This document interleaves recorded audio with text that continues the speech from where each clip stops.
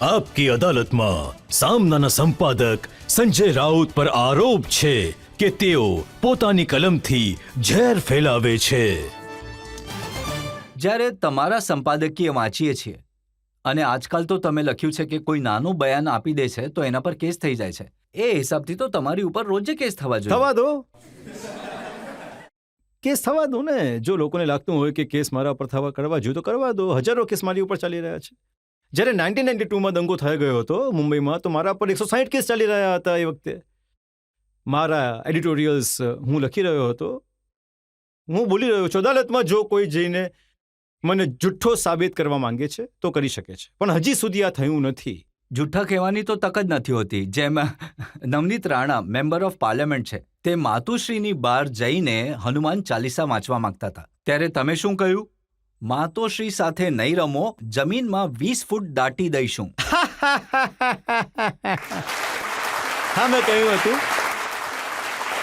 હા, કહ્યું હતું. હું જૂઠું નથી બોલતો. મેં કહ્યું હતું કે માતોશ્રીથી નહીં રમો. આ માત્ર નવનીત રાણા માટે જ નહોતું કહ્યું, મેં જનરલ સ્ટેટમેન્ટ આપ્યું હતું. માતોશ્રીથી નહીં રમો. આ અમારે માટે એક પવિત્ર જગ્યા છે, જ્યાં બાળા સાહેબ ઠાકરે બેસતા હતા.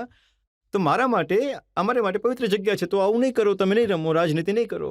તમે તમારી રાજનીતિ, હનુમાન ચાલીસા તમને ભૂલી ગયા કે દેશમાં આટલા સંકટ છે, મહારાષ્ટ્રમાં આટલું થઈ રહ્યું છે, તમને હનુમાન ચાલીસા વાંચવી છે અત્યારે? જમીનમાં દાટી દેવાનો શું મતલબ? હા, સાચા ભગવાન તો જમીનની નીચે જ છે ને. જઈને જુઓ, અમે તમને મોકલી દઈશું. જ્યારે એ અને એમના પતિ એમની વાત કહી રહ્યા હતા, તમે કહ્યું આ બંટી બબલી છે. હા, બંટી બબલી છે, બધાને ખબર જ છે. જુઓ, આ કોઈ જોકરની રમત નથી રાજનીતિ. ઠાકરે પરિવાર છે, શરદ પવાર સાહેબનો પરિવાર છે મહારાષ્ટ્રમાં, બટ આ બધું મોટો પરિવાર છે, અને તેમની સાથે તમે આ પ્રકારના કામ નહીં કરો કે અપ્રતિષ્ઠિત થાય. લોકોની શ્રદ્ધા છે, એવા ઘણા પરિવાર મહારાષ્ટ્રમાં છે, દેશમાં છે. પણ તમે પ્રતિષ્ઠા છોડો છો ક્યાં? તમે નારાયણ રાણેને કહ્યું કે હું તારું બાપ છું. જી હા, કેમ કે મેં મારા બાપને ક્યારે છોડ્યા નહીં ને. બાળા સાહેબ ઠાકરેને એક જ બાપ હોય છે ને રાજનીતિમાં, જે અમારો બાળા સાહેબ ઠાકરેજી છે. અમે ક્યારે અમારા બાપને છોડીને બીજાનો બાપ નથી લીધો, અને બાપ બદલ્યો નથી. અમે એક જ બાપ છે. જે લોકો બાપ બદલે છે એમને તો હું આ જ ભાષામાં કહું છું કે હું બાપ છું તમારો. તમે એમને કહી રહ્યા છો કે તમે ડરીને ભાગી ગયા. એમાં ખોટું શું છે? તમે મને જે સવાલ પૂછી રહ્યા છો કે આપકી અદાલતમાં હું જેનો જવાબ આપી પણ રહ્યો છું, કે જે મેં પૂછ્યું છે કે તમે ડરીને ભાગી ગયા, તો એ સાચું છે ને. ડરીને ભાગી જ ગયા છો બધા લોકો. બાકી તો બધા બહાના છે. આઈડિયોલોજી, ઉદ્ધવ ઠાકરે, આ તે, સંજય રાઉત, આ બધા બહાના છે. આ બધા બહાના બનાવીને ભાગી ગયા. અસલી કારણ છે ડર લાગવાને કારણે ભાગી ગયા. ચલો, આ તો રાજનીતિના લોકો છે. કંગના રાણાવત. હા, તો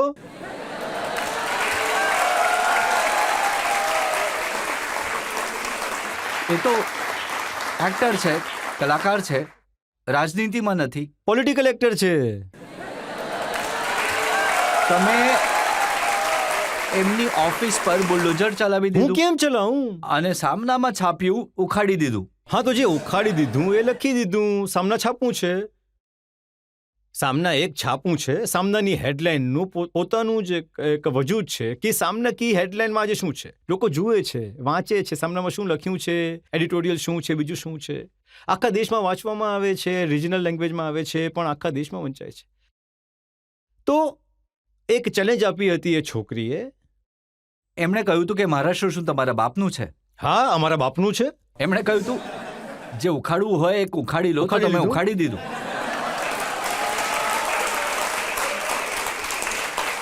વાત એવી છે કે આ એક ઝઘડો ક્યારે શરૂ થયો?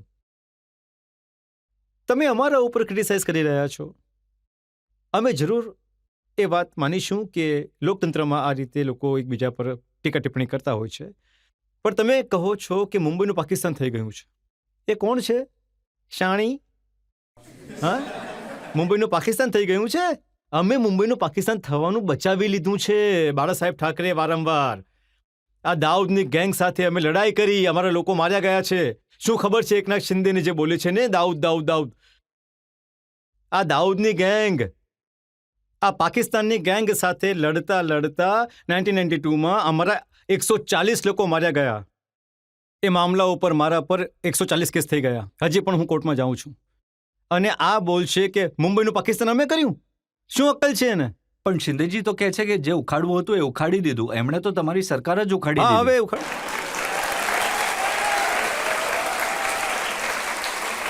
જુઓ, ઉખાડવાની પ્રક્રિયા નિરંતર ચાલતી રહે છે. હવે ઉખાડવાનો વારો અમારો છે, અને જ્યારે અમે ઉખાડીશું તો પાછા ઊભા નહીં થઈ શકો. ઉખાડવાની વાત મેં સાંભળી હતી કે તમે કહ્યું હતું કે આ દિવાળી પર ફટાકડા ફૂટશે, આ દિવાળી પર 22 વિધાયક છોડીને બીજેપીમાં સામેલ થઈ જશે, શિંદેની સરકાર પડી જશે.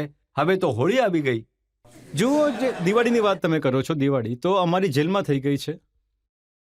હું જેલથી કેવી રીતે વાત કરવાનો હતો? મારા નામથી કોઈએ કે બયાન આપ્યો હશે? હા, મેં જરૂર કહ્યું છે કે આ સરકાર ફેબ્રુઆરી કે એપ્રિલનો મહિનો નહીં જુએ. આ મેં જરૂર કહ્યું છે.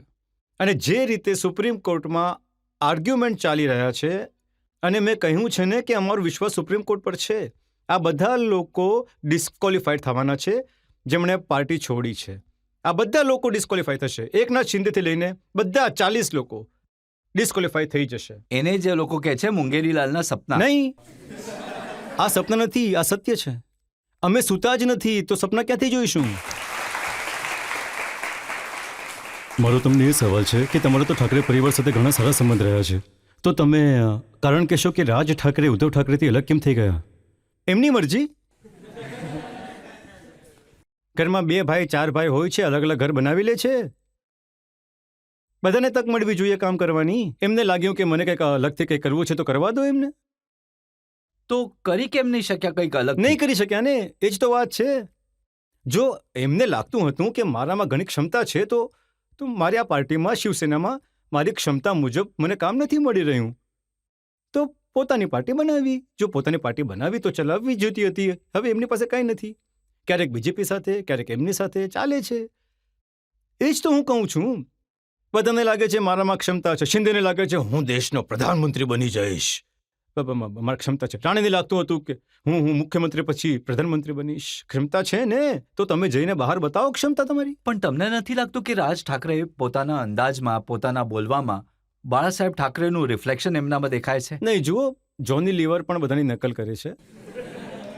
રાજુ શ્રીવાસ્તવ પણ બહુ સારી નકલ કરતો હોય છે. તમને ખબર નથી? પેલો એક છે સુનિલ પાલ. હું હંમેશા નકલ જોઉં છું. અમે લોકો બાળા સાહેબને આ નકલ ઘણીવાર સારી લાગતી હતી, તો બધાને બોલાવીને તે દરબાર બધા કરતા. તો બાળા સાહેબની નકલ બીજા પણ લોકો કરે છે ક્યારેક ક્યારેક. તો એનો મતલબ એ નથી કે બધા બાળા સાહેબ બની ગયા ને, એવું હોતું નથી. હું ઠાકરે સાહેબ જેવું લખું છું, બાળા સાહેબ ઠાકરે જેવું. લોકો કહે છે કે તમે બાળા સાહેબ ઠાકરે જેવું લખો છો. નહીં, બાળા સાહેબ ઠાકરે એક જ છે. નકલ નથી કરતો હું. સર, અગર હું એ કહું તો એ ખોટું ના કહેવાય કે જે પોલિટિકલ પ્લોટ્સ જે હમણાં ચાલી રહ્યા છે મૂવીઝના, એટલે કે એક હીરો, એક વિલન અને એક એન્ચન્ટિંગ જેવો પ્લોટ, તો તમે બાળા સાહેબ પર ફિલ્મ બનાવી તો આગળ અમે શું એક્સપેક્ટ કરીએ? એક ફિલ્મ એકનાથ શિંદે પર? નહીં. હજી સુધી એ લાયક નથી બન્યો કે હું ફિલ્મ બનાવું એમના પર. પણ હું એક ફિલ્મ બનાવી રહ્યો છું જ્યોર્જ ફર્નાન્ડિસના ઉપર. જ્યોર્જ ફર્નાન્ડિસ, તમે એના વિશે સમજી લો. એક એવો વ્યક્તિ આ રાજનીતિમાં થઈ ગયો છે, જ્યોર્જ સાહેબ, જે ક્યારેય ડર્યા નથી. ના ઇન્દિરા ગાંધીથી ડર્યા, ના બીજા કોઈથી.